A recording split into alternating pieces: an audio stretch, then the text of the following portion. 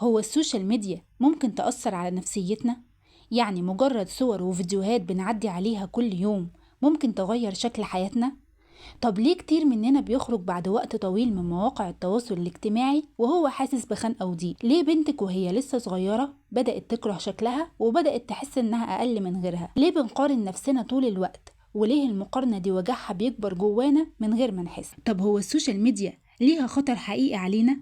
للأسف السوشيال ميديا ممكن تكون سبب في ضعف ثقتنا بنفسنا، وأحيانا في الاكتئاب، وساعات في إن البنت تفضل طول الوقت حاسة إنها مش كفاية، مش جميلة كفاية، مش ناجحة كفاية، مش حلوة زي اللي بتشوفهم على مواقع التواصل. طب إزاي نعرف إننا اتأثرنا فعلا؟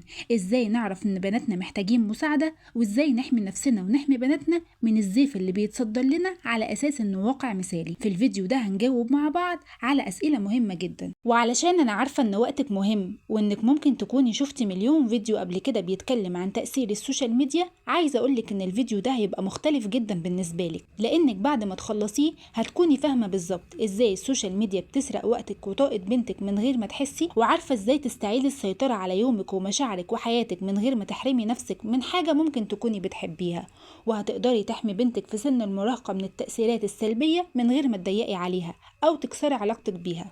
وهقولك كمان على خطوات بسيطة تعمليها كل يوم تخلي السوشيال ميديا تشتغل لصالحك مش ضدك. الفيديو ده معمول علشان يفوقك ويفكرك بقيمتك ويرجعلك احساسك بالسلام الداخلي والثقة من تاني. كملي معايا لان كل دقيقة في الفيديو ده معمولة مخصوص علشانك. وتعالي دلوقتي مع بعض نتكلم في اول نقطة مهمة في فيديو النهاردة، وهي التأثيرات الخفية اللي بتسببها لك السوشيال ميديا. رقم 1، المقارنة المستمرة. كل يوم بتشوفي صور لناس لبسهم حلو وجسمهم مثالي وبيتهم نضيف وشبه الفنادق، وكل ده بيخليكي تقارني حياتك العادية بحياتهم اللي مش دايما حقيقية، وده بيأثر على ثقتك بنفسك وبتحس انك مقصرة او مش ناجحة كفاية.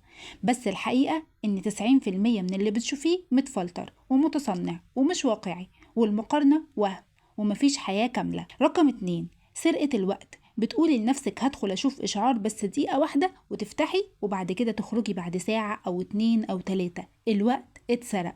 كنت ممكن تنامي بدري، كنت ممكن تركزي على ولادك، كنت ممكن تعملي حاجة لنفسك، بس انتي ما عملتيش كده. وانا هنا مش بلومك ولا بجلدك ولا بحسسك انك غلط ومقصرة، احنا بس بنحط ايدينا على المشكلة عشان نعرف نحلها واحدة واحدة مع بعض. رقم 3، الادمان النفسي. كل فيديو وكل حاجة جديدة عايزة تشوفي تتابعي كل الناس، ومع الوقت الجسم بيتعود وبيطلب ده أكتر وأكتر، وبيخليكي ترجعي تفتحي تاني وتاني حتى وانتي مش عايزة. رقم 4، تشويه مفهوم الجمال. البنات الصغيرة بيشوفوا فلاتر بتخلي الملامح كلها متغيرة، فبتبدأ تكره شكلها الطبيعي وتحس إنها أقل. ده ممكن يوصل لمشاكل اكتئاب وحتى رغبة في عمليات التجميل وهي لسه في سن مراهقة. والجزئية الرابعة ودي مهمة جدا اللي هنتكلم فيها مع بعض، هي تأثير السوشيال ميديا على الأمهات والكبار. رقم 1، الإحساس بالفشل.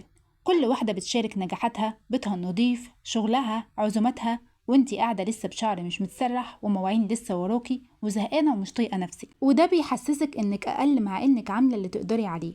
رقم 2، إهدار الطاقة النفسية. متابعة الأخبار والفيديوهات المحبطة والمقارنات كلها بتسحب منك. ممكن تكوني ناوية تعملي روتين وتنظمي وقتك، لكن أول ما تفتحي الموبايل كله بيبوظ. رقم 3، العزلة والعلاقات السطحية. بدل ما تقعدي مع أصحابك أو تكلمي جوزك أو بنتك بتتفرجي على حياة ناس ما تعرفوهمش. العلاقات الحقيقية بتضعف وبتلاقي نفسك لوحدك. أما الجزئية الثالثة في فيديو النهاردة ودي مهمة جدا، هي تأثير السوشيال ميديا على البنات في سن المراهقة. رقم 1، تكوين الهوية من السوشيال ميديا. البنات في السن ده بيدوروا على قدوة، ولما القدوة تبقى بلوجر أو مشهورة أو واحدة بتلبس لبس معين، ده اللي البنت بتحاول تبقى زيه. رقم 2، الابتزاز والمحتوى الخطير. في فيديوهات بتدعي إنها نصايح لكن وراها محتوى مؤذي نفسيا وجنسيا. أحيانا البنات بتتفتح على أفكار مش مناسبة لسنهم، وده بيلخبطهم ويدمر البراءة جواهم. رقم 3، قلة التركيز وضعف الذاكرة. السوشيال ميديا بتعود الدماغ على الحاجات السريعة والمشتتة، فالبنت مش بتعرف تذاكر ولا تركز ولا تستحمل حاجة فيها وقت ولا صبر. ودلوقتي تعالي نعرف مع بعض ازاي نحمي نفسنا ونحمي بناتنا من تأثير السوشيال ميديا السلبي. رقم 1، انك تحط قواعد لاستخدام السوشيال ميديا. وقت محدد في اليوم، فليكن مثلا ساعة، ووقت كمان بدون الموبايل اللي هو قبل النوم وأول ما تصحي من النوم، وأيام في الأسبوع تكون من غير سوشيال ميديا خالص. رقم 2، اختاري تتابعي مين. فلترة الصفحات لو بتحسسك بالنقص أو الغيرة امسحيها. تابعي ناس بيدوا طاقة حقيقية، محتوى مفيد، ناس شبهك وبيشجعوكي. رقم 3، كوني قدوة لبنتك. لو بنتك شايفة انك طول الوقت ماسكة التليفون هتعمل زيك، ولو شافتك بتقري كتاب بتهتم بنفسك هتحب تقلدك برضو. ولازم كمان انت كأم تدي بنتك من وقتك، تتكلمي معاها وتسأليها ايه اكتر حاجة بتحب تشوفها وايه اكتر حاجة بتحسسها انها مش كويسة. خليكي صاحبتها، ولو حصل انها تعرضت لحاجة تضايقها هتيجي تحكيلك بدل ما تخاف وتخبي عنك. رقم 5، اعملي أنشطة بديلة. يوم من غير موبايل، ألوان، طبخ، خروج، زيارة لحد من القرايب، نشاط يدوي. السوشيال ميديا بتموت وقت الفراغ، فامليه بحاجات حقيقية. وما تنسيش ان انت عليك الدور الأهم في علاج الموضوع ده. وعايزة أقولك ان السوشيال ميديا مش العدو، هي زيها زي أي حاجة في حياتنا، سلاح ذو حدين، لكن لازم تستخدميها بإيدك مش تسيبيها تتحكم فيكي. انتي أقوى من إن صور أو فيديوهات تهزك، وبنتك تستاهل تشوف فيكي مثل أعلى حقيقي مش مجرد فلتر. خدي خطوة واحمي نفسك علشان ترتاحي نفسيا وتعيشي حياتك بوعي مش بوهم. ودلوقتي تعالي أقولك إزاي تحددي المحتوى اللي يناسبك ويناسب بنتك على السوشيال ميديا. تعالي نسأل نفسنا كده سؤال بسيط، هو كل اللي بنتفرج عليه بيفيدنا؟ هل كل محتوى بنشوفه بيخلينا نرتاح ونحب نفسنا أكتر؟ ولا ساعات بنخرج من فيديو أو ستوري معين وإحنا حاسين إننا مش كفاية وناقصين ومقصرين؟ عشان كده لازم تبدأي تفلتري السوشيال ميديا بتاعتك زي ما بتفلتري أكلك ومية شربك. تعالي نشوف مع بعض إزاي نحدد المحتوى المناسب. رقم 1، إنك تسألي نفسك بعد كل فيديو حسسني بإيه؟ زود طاقتي ولا سرقها؟ خلاني أحب نفسي ولا خلاني أكره حياتي؟ لو خلاكي تحسي بإحباط، مقارنة، ضغط أو غيرة، امسحيه فورا حتى لو كان مشهور جدا. رقم 2، تابعي ناس يشبهوا ظروفك. مش لازم تتابعي واحدة بتسافر كل شهر وانتي مش قادرة تخرجي من البيت.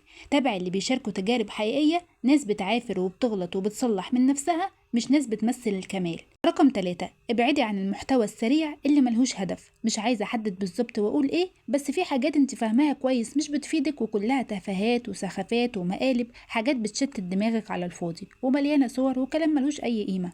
لو الفيديو مش بيديكي معلومة، فكرة، ضحكة راقية او راحة، فغالبا بيضرك اكتر ما بينفعك. رقم 4، اعملي قائمة متابعة جديدة. خصصي وقت تفلتري فيه كل الناس اللي بتتابعيهم، احذفي اللي بيحسسوك انك ولا حاجة، واعملي قائمة ذهبية من صفحات ملهمة واقعية ومحترمة، محتوى حقيقي يقويكي ويعلمك. رقم 5، ولادك كمان. افتحي معاهم السوشيال ميديا وشوفي بيتابعوا مين، مش علشان تتحكمي فيهم، لا، علشان تفهمي تفكيرهم. ساعديهم يلاقوا ناس حقيقيين ملهمين مش بس مشهورين. في النهاية عايزة أقولك إن السوشيال ميديا بقت عاملة زي السوق، انت اللي بتختاري تدخلي تشتري ايه وتشوفي ايه. امشي جواها ورا هدف مش ورا ترند. وخليكي عارفة ان لما انت تتعلمي كل الحاجات دي هتعرفي تعلميه لبناتك وولادك. عايزة اقولك حاجة من القلب، كل وعي بتكسبيه النهاردة، كل فكرة بتفهميها، كل عادة بتعدليها، مش بس بتغيرك انت، بتغير جيل كامل جاي من وراكي. لما انت تفهمي تأثير السوشيال ميديا عليكي، لما تبقي واعية بالمقارنة وبالإدمان وبالفلتر اللي بيخلي الناس تكره شكلهم، هتعرفي تلقائيا تساعدي بنتك تحمي نفسها. انت الأصل وانت القدوة. لما بنتك تشوفك بتقومي الصبح مش أول حاجة تمسكيها الموبايل، لما تشوفك بتمسحي ناس بتأذيكي وتختاري محتوى بيريحك، لما تلاقيكي بتعملي يوم بدون سوشيال ميديا علشان تريحي دماغك وتريحي نفسك وأعصابك، هتلاقيها بتتعلم منك من غير ما تحسي ومن غير ما توعظيها ولا تقولي كلام كتير. انت بتبني من خلالك بنت عارفة نفسها، وبتحمي ابنك من انه يتوه وسط الترندات. لو انت مش واعية هتسيبي السوشيال ميديا هي اللي تربيهم، لكن لو بدأتي بنفسك وعدلتي طريقتك وفهمتي اللي بيحصل ورا الشاشات، هتبقي أقوى مع ولادك وهتعرفي تتكلمي معاهم بلغة يفهموها. التغيير الحقيقي بيبدأ من الأم، مش لما تعملي محاضرات لولادك، لكن لما يعيشوا معاكي قدوة واعية قوية فاهمة هي بتختار مين وبتبعد عن ايه، ودي أعظم هدية ممكن تسيبيها فيهم. ودلوقتي تعالى أقولك ايه اللغة اللي بنتك ممكن تفهمها وتخليها تسمعك في سن المراهقة. رقم 1، لغة الصحبة مش لغة السلطة. بدل ما تقولي لها انت طول اليوم ماسكة التليفون، قولي لها انا ساعات ببقى زيك برضو، بتشدني السوشيال ميديا ومش بحس بنفسي، بس عارفة ان ده بيأثر عليا وحابة ان انا اغيره. حسسيها انك معاها مش ضدها، وانك انسانة زيها بتتأثري وبتغلطي. رقم 2، لغة الأسئلة بدل الأوامر. بدل ما تقولي لها ما تتابعيش الحاجة دي تاني، اسأليها ايه اكتر حد بتحبي تتفرجي عليه وبيحسسك بايه لما تشوفيه. ايه اللي بتحبيه فيهم. لما تحس انك فهمتيها من غير ما تهاجميها هتبدأ تفتح لك قلبها وتشاركك اكتر. رقم 3، لغة المشاعر مش الحقيقية. البنات في سن المراهقة مش بتستجيب للمنطق المجرد، لكن بتسمع كويس للمشاعر. قولي لها مثلا: انا بتضايق عليكي لما بشوفك بتقارني نفسك ببنات مش حقيقية، مش علشان اتحكم، علشان عايزاكي تحبي نفسك بجد.